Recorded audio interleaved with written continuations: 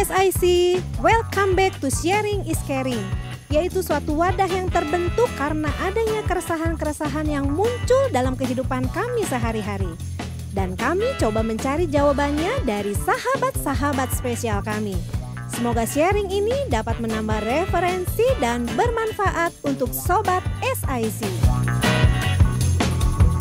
Salah satunya itu pilihan kita decision makernya, betul ya Pastor? Yap, mau kita memandang itu adalah hal yang membuat kita terpuruk dan kita nggak bisa berdiri lagi, itu bisa nggak terjadi Pastor sebenarnya? Bisa. Saya ingat yang Yakobus katakan soal itu ya. Yakobus 1 ayat 2, 3 dan 4. Yep. Kan anggaplah sebagai suatu kebahagiaan apabila kamu jatuh ke dalam berbagai-bagai pencobaan. Nah, anggaplah sebagai suatu kebahagiaan itu kan sebenarnya perspektif. Iya. Cara kita memandang kan. Betul. Gitu. Kalau umumnya, wajarnya adalah kalau kita jatuh ke dalam berbagai-bagai pencobaan, masalah pergumulan kan, ya itu tadi, kayak bangsa Israel ya, menggerutu, memberontak, protes, dan segala macam hal yang mirip dengan itu. Tetapi di situ kita diminta untuk apa? Ubah sudut pandangmu, ubah cara pandangmu. Anggaplah sebagai suatu kebahagiaan. Nah, kenapa bisa begitu? Ternyata rahasianya ada di ayat 3. Karena kamu tahu bahwa ujian terhadap imanmu itu menimbulkan ketekunan. Jadi pencobaan yang dipandang dengan tepat akan membawa kita kepada ketekunan. Kan ketekunan adalah sesuatu yang dilatih dong. Nggak mungkin ini adalah sesuatu yang barang jadi, muncul tiba-tiba, nggak mungkin. Kenapa anak disebut tekun belajar? Ya karena dia daily, day by day terus belajar. Tekun ini anak gitu kan. Karena ada proses yang berjalan. Nah, ayat 4-nya menyatakan, kalau sudah itu, kamu akan menjadi sempurna dan utuh dan tak kekurangan suatu apapun. Kedewasaan, kematangan kita kan. Jadi cara pandang ternyata sangat menentukan. Makanya kembali tadi seperti yang Allah bilang bahwa kita yang memutuskan. Kalau kita mau memandangi itu sebagai sesuatu yang menakutkan, sebagai sesuatu yang menghancurkan kita, ya bisa juga. Kalau itu akan kita pandang sebagai sesuatu yang pasti mengalahkan kita, bisa juga.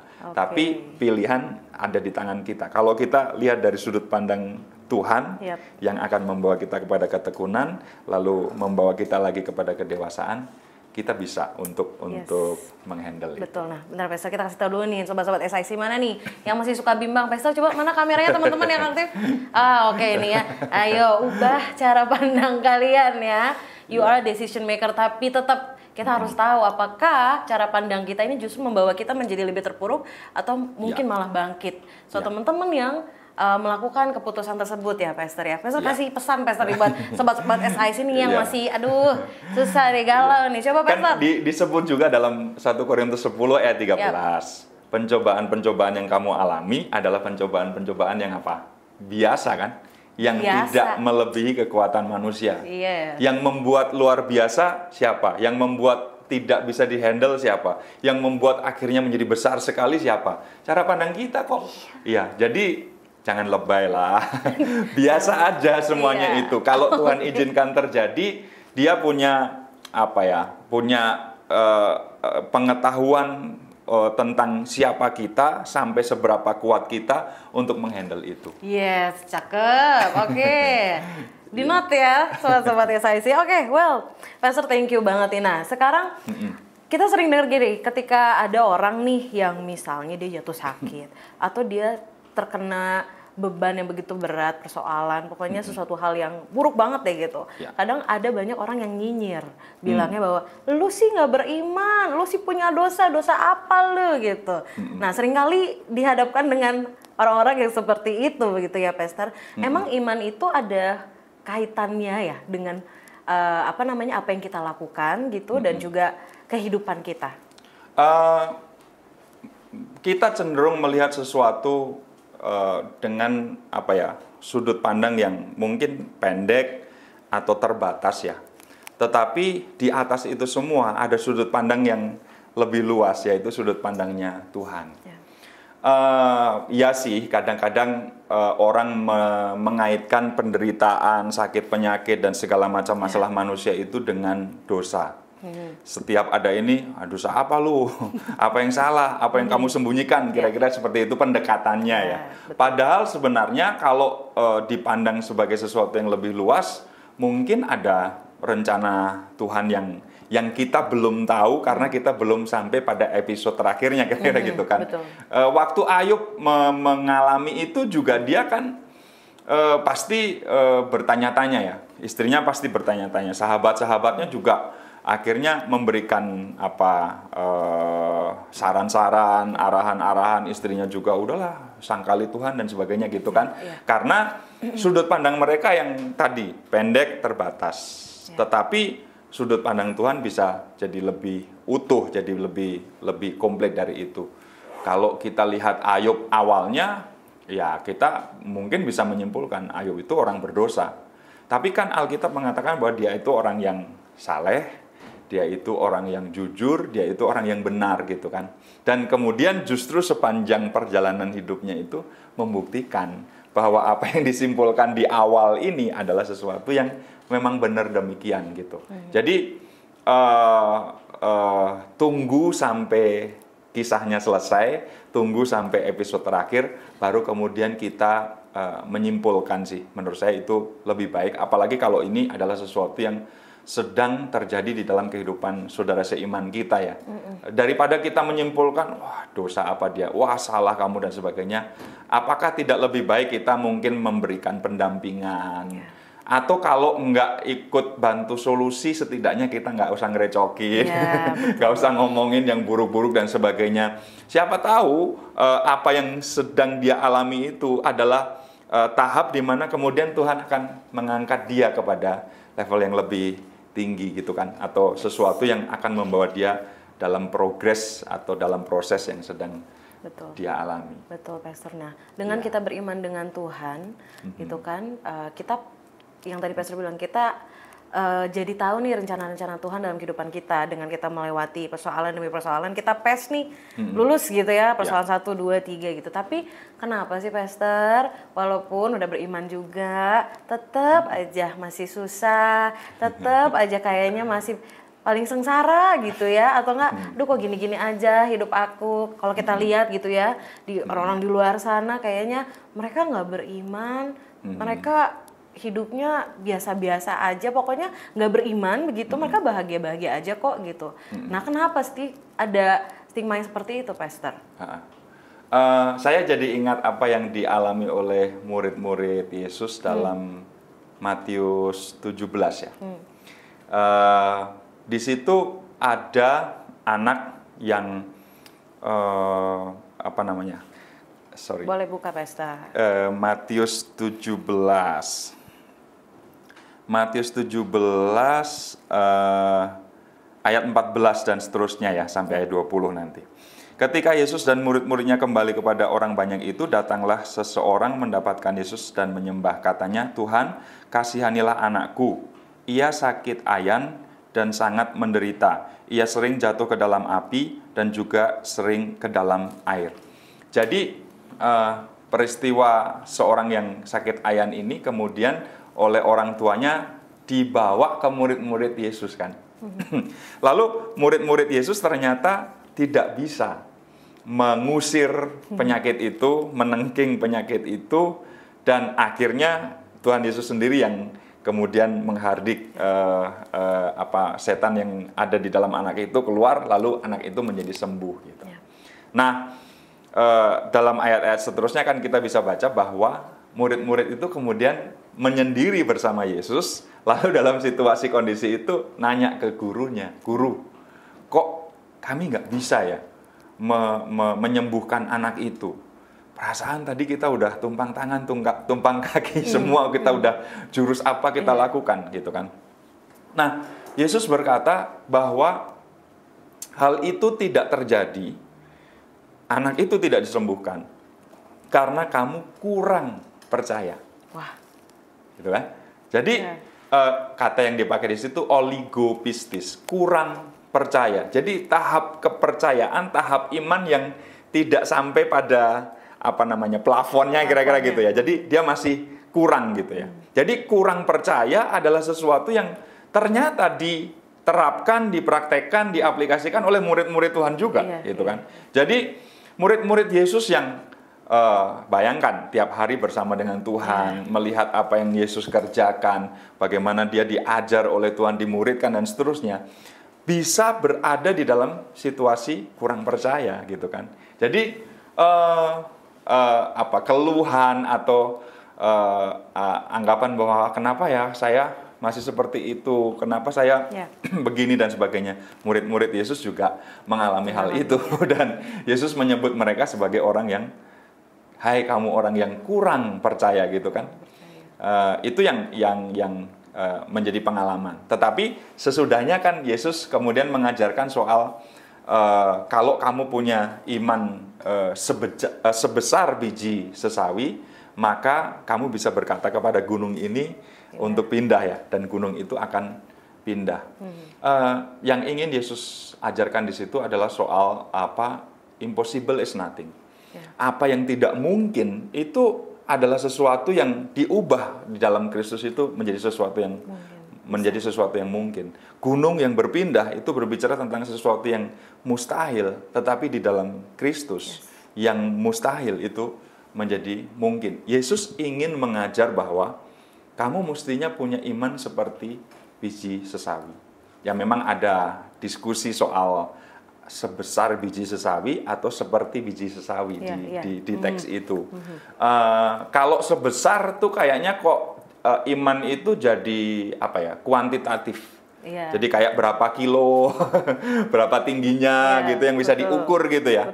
Tapi kan sebenarnya enggak. Kalau itu bicara sesuatu yang kuantitatif, malah justru kita berpikir ya, kalau begitu Yesus itu cari iman yang kecil aja. Karena sesawi itu kan benih yang sangat kecil. Bahkan satu versi menyebutkan itu kayak serbuk gitu.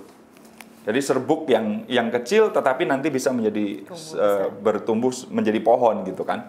Nah, kalau dipahami iman biji sesawi atau iman seperti biji sesawi, mungkin akan lebih menolong kita untuk memahami. Karena yang dipakai oleh Yesus adalah contoh soal benih sesawi. Nah, benih sesawi ini adalah benih terkecil pada zamannya. Ada versi yang warna kuning, ada versi yang warna hitam, ada yang serbuk tadi, gitu. Tapi secara umum, biji sesawi itu adalah biji yang bisa tumbuh dimanapun, ternyata. Mau di ladang, mau di tanah, mau di pekarangan rumah, mau di tempat yang kelihatannya tidak mendukung. Ternyata benih sesawi ini adalah benih yang yaitu nggak manja, nggak kekanak-kanakan gitu ya, yang bisa bertumbuh dimanapun gitu. Jadi ketika Yesus berkata, kalau kamu punya iman seperti biji sesawi, maka yang mustahil itu akan menjadi mungkin. Betul. Dalam bahasa saya sekarang gitu ya. Jadi iman biji sesawi dengan demikian seperti apa? Berarti iman yang dia bisa bertumbuh dimanapun. Kadang-kadang kan kita punya semacam alasan lah begitu. Ya saya kan di kantor sendiri, saya di sekolah nggak ada teman orang percayanya, saya berjuang sendirian dan sebagainya. Gimana mungkin iman saya bertumbuh? Gimana mungkin saya bisa tetap percaya kepada Tuhan? Nggak ada yang support saya, nggak ada yang dukung saya dan sebagainya. Oke juga sih di satu sisi, tetapi ketika kita mengingat apa yang Yesus ajarkan soal iman seperti biji sesawi, mestinya ada atau tidak ada yang mendukung, iman kita itu bisa bertumbuh, iman kita itu bisa menghasilkan buah, iman kita itu bisa jadi lebih besar dari sayuran, iman kita itu kemudian menjadi seperti pohon gitu kan, menjadi pohon yang sangat besar. Jadi mestinya tidak ada alasan untuk tidak bertumbuh di dalam iman. Betul. Karena dimanapun kita bisa tetap percaya kepada Tuhan dan mengimani bahwa ada atau tidak ada dukungannya. Mestinya iman biji sesawi itu adalah sesuatu yang karena kita memiliki kemampuan itu sendiri ya, Tuhan kasih kemampuan itu buat kita ya. Oke, Pastor. Nah, berarti yang baru aja tadi aku mau tanya ini sehati kita, Pastor ya. Ngomongin biji sesawi itu berarti kan kalau yang tadi Pastor katakan bahwa sebesar biji sesawi untuk ditumbuhkan iman sebesar biji sesawi untuk dapat memindahkan gunung. Lalu ada juga pernyataan seperti ini, tetapi iman yang benar adalah tetap beriman ketika gunung itu nggak pindah. Nah, itu yang tadi Pastor sampaikan ya. Maksudnya dengan keadaan-keadaan yang mungkin nggak sekali dua kali kita hadapi persoalan tersebut, begitu kan? Iya. Terus udah gitu juga hal-hal yang bertubi-tubi kita harus ketemu lagi masalah ini lagi. Tetapi ketika yang tadi Pastor sampaikan, cara pandang kita, lalu sesudah itu juga bagaimana kita memutuskan segala sesuatu untuk kehidupan kita, itu yang jadi menguatkan kita ya gitu, Pastor. Nah tapi pernyataan ini gimana nih, Pastor? Kan gunungnya nggak pindah tuh. Nah itu gimana tuh? Mungkin yang saya ingat adalah kisah Sadrak, Mesak, Abednego. Untuk mengcompare, membandingkan, ini adalah sesuatu yang salah, ini adalah sesuatu yang imannya lebih rendah atau seperti apa gitu kan. Kita tahu bahwa mereka dipaksa untuk menyembah patung yang dibuat oleh raja, tapi mereka menolak. Lalu ada sebuah pernyataan kan bahwa Tuhan kami sanggup menolong kalaupun kami harus ada di dalam perapian. Tetapi kalaupun Tuhan tidak menolong kami akan tetap menyembah Dia. Artinya fokus imannya tidak bergeser, tidak berubah. Mereka tetap percaya kepada Tuhan dan mereka tetap tidak mau menyembah patung, gitu kan. Nah, kalau peristiwanya ini kalau seandainya mereka mati terbakar, tentu mereka juga adalah orang-orang yang tidak bisa kita anggap sebagai wah nggak beriman, nggak ada mujizat yang terjadi di situ, misalnya seperti itu. Kan kayak kisah Stefanus juga kan. Stefanus adalah seorang yang menjadi martir yang pertama. Mestinya kalau iman itu dibuktikan dengan mujizat. Lah kok nggak ada mujizat? Stefanus adalah seorang yang dengan gagah berani memberitakan kebenaran firman dan sebagainya. Tapi kok dirajam lalu mati gitu kan. Lalu rasul-rasul yang lain juga seperti itu. Kayaknya kok nggak ada pertolongan dari Tuhan. Kurang apa iman mereka kira-kira gitu ya. Ada yang mati digoreng, ada yang dipenggal dan seterusnya. Nah apakah kemudian kita bisa langsung menyimpulkan bahwa kalau nggak terjadi sesuatu, sakitnya nggak sembuh, masalahnya nggak selesai waktu itu juga, gunungnya masih tetap ada, itu membuktikan bahwa orang itu tidak beriman? Nggak bisa juga, karena kalau ada orang sakit sudah minta kepada Tuhan, lalu kemudian nggak sembuh, malah makin parah, tetapi dia tetap percaya kepada Tuhan, saya rasa itu juga adalah sesuatu yang luar biasa. Paulus juga berseru kepada Tuhan ya, angkat duri dalam daging ini Tuhan. Dan 2 Korintus 12 menyebut, aku udah 3 kali nih berseru. Ya Paulus kurang apa sih di hadapan Tuhan kira-kira gitu kan. Tapi dia berseru itu jawabannya selalu sama, cukuplah kasih karuniaku. Karena justru di dalam kelemahanmu lah kuasaku menjadi sempurna. Masalahnya nggak hilang, durinya tetap ada di dalam dagingnya. Tuhan nggak cabut, Tuhan nggak angkat itu. Tapi ini yang luar biasa, dia tetap percaya kepada Tuhan, dia tetap beriman kepada Tuhan. Jadi yang berada di atas segala sesuatu adalah kehendak Tuhan, adalah rencana Tuhan, adalah rancangan Tuhan yang mulia. Tetapi soal sembuh, lepas dari jerat utang, lepas dari masalah dan sebagainya, itu ada di situ. Kalau ini selesai, itu rencana Tuhan. Kalau belum selesai, itu rencana Tuhan. Bahkan kalau tidak selesai juga, itu juga tetap ada di dalam rencana Tuhan. Betul, benar banget. Berarti Pastor, apapun yang kita hadapi, persoalan yang kita hadapi, itu berarti tergantung cara pandang kita tadi itu ya, Pastor ya. Dan mungkin aja nih, memang keadaan kita nggak sesuai dengan yang kita inginkan, hal itu terjadi kembali begitu ya, Pastor. Tetapi percayalah bahwa Tuhan yang tadi seperti Paulus itu ya, Pastor, memang nggak diambil tuh duri dalam dagingnya, tetapi dia jadi berkat buat semua orang, gitu ya, Pastor ya. Jadi pemberita Injil yang luar biasa, dan mungkin juga Tuhan mau pakai sobat-sobat SIC lainnya untuk bisa jadi berkat nih buat teman-teman sekitarnya, bahwa ketika teman-teman menghadapi persoalan ataupun sakit penyakit, teman-teman tetap beriman dan percaya, itu yang jadi contoh buat orang-orang sekitar gitu ya, buat sobat-sobat SIC lainnya. Nah, Pastor, yang terakhir nih, minta tips dong. Tips untuk yang sedang lemah imannya atau yang saat ini nggak tahu, aku hidupnya mau kayak gimana ya gitu ke depannya. Boleh, Pastor? Ya, menurut saya langkah kecil selalu berarti, tidak ada sesuatu yang kemudian langsung tiba-tiba menjadi besar. Karena itu pengalaman-pengalaman iman apapun yang sedang terjadi di dalam kehidupan kita, kembali kepada soal perspektif tadi, kembali kepada soal cara pandang ya. Apapun yang sedang kita gumuli, apapun yang sedang kita hadapi, mari kita melihat itu dari sudut pandangnya Tuhan. Yang pertama-tama kita tanyakan adalah apa rencana Tuhan atas saya melalui peristiwa ini. Jadi dengan cara seperti itu kita akan mendapatkan kekuatan, kita akan mendapatkan insight, kita akan mendapatkan pencerahan seperti itu untuk kemudian bertahan di dalam pergumulan-pergumulan itu sampai kemudian kita mengalami kemenangan. Jadi dari hal-hal yang kecil ya, mungkin kita lagi kehilangan sesuatu, kita lagi sakit, kita lagi ada masalah dengan orang tua, kita lagi ada hubungan yang kurang harmonis dengan keluarga dan sebagainya, selalu kembali kepada pertanyaan, kalau Tuhan memproses saya dengan ini, nanti apa yang akan saya dapatkan, hasil akhir apa yang kira-kira akan saya dapatkan, atau Tuhan mau bawa saya ke mana sih gitu. Jadi mendapatkan masalah tidak dosa, itu juga bukan akhir dari segala-galanya, tetapi justru disitulah kemudian kita sedang belajar untuk diproses oleh Tuhan, dan proses itu akan membawa kita kepada level yang berikutnya. Yes, betul, pasti ya. Oke, thank you Pastor. Ada lagi nih Pastor tips ya? Saya rasa cukup. Cukup ya, itu ya. Oke. Nah teman-teman, kita tadi udah banyak sharing sama Pastor Joko, dan pastinya banyak hal yang kita bisa ambil untuk kehidupan kita ya. Bahwa iman itu adalah bagaimana cara pandang kita terhadap sesuatu yang kita hadapi di dalam kehidupan kita.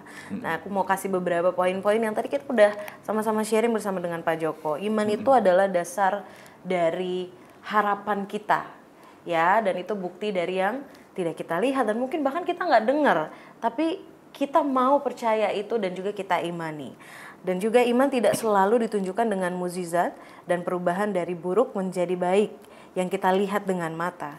Tetapi ketika percaya kepada Tuhan dalam kondisi buruk apapun, iman itu adalah respon kita dalam menghadapi segala sesuatu gitu ya. Dan bahkan mungkin ketika sobat-sobat SIC yang tadi aku bilang menghadapi kesulitan atau persoalan, tetapi mungkin itu nggak kunjung selesai, tapi teman-teman ini bisa menjadi alatnya Tuhan, bisa menjadi saksinya Tuhan bahwa wah, di tengah-tengah badai atau kesulitan dia atau si A, si B, dia tetap tekun loh, tetap beriman, tetap percaya bahwa dia bisa sembuh, masalahnya bisa selesai. Itu juga bisa kasih kekuatan buat orang lain ya Pastor. Oke, dan semua cobaan hidup itu adalah hal yang biasa, yang akan membuat kita lebih baik dan dewasa apabila kita memandang kejadian tersebut secara positif. Dan kita lah teman-teman, ingat decision maker-nya. Jangan nyinyir, jangan suka julid terhadap orang dalam situasi kondisi sesulit apapun. Karena kita tidak pernah tahu rencana Tuhan atas orang itu tuh seperti apa. Dan pastinya Tuhan memberikan rencana yang terbaik. Dan Tuhan tidak pernah merancangkan rancangan kecelakaan. Amin. Amin. Dan ketika kamu mengikuti Tuhanmu dengan sungguh-sungguh, sesuatu yang mustahil akan diubahkan menjadi sesuatu yang mungkin dan sangat baik buat kehidupan sobat-sobat SIC. Wah, luar biasa Pastor Joko, thank you banget ya Pastor. Sama-sama. Dan disclaimer loh bahwa teman-teman, perbincangan kita atau sharing kita kali ini adalah muncul dari orang yang tidak sempurna dan juga pandangan dari sahabat kami, Pastor Joko. Dan mungkin teman-teman juga ada referensi lain atau mungkin pandangan-pandangan yang lain, boleh silakan komen di bawah dan boleh langsung DM di IG kami ya. Well, Pastor, kita sama-sama closing dan kasih salam buat teman-teman semuanya. Semoga obrolan ini boleh menambah referensi dan wawasan buat teman-teman, jadi berkat tentunya ya. Because sharing is caring, dari Sukabumi sampai ke ujung bumi. Bye guys, God bless you. God bless you.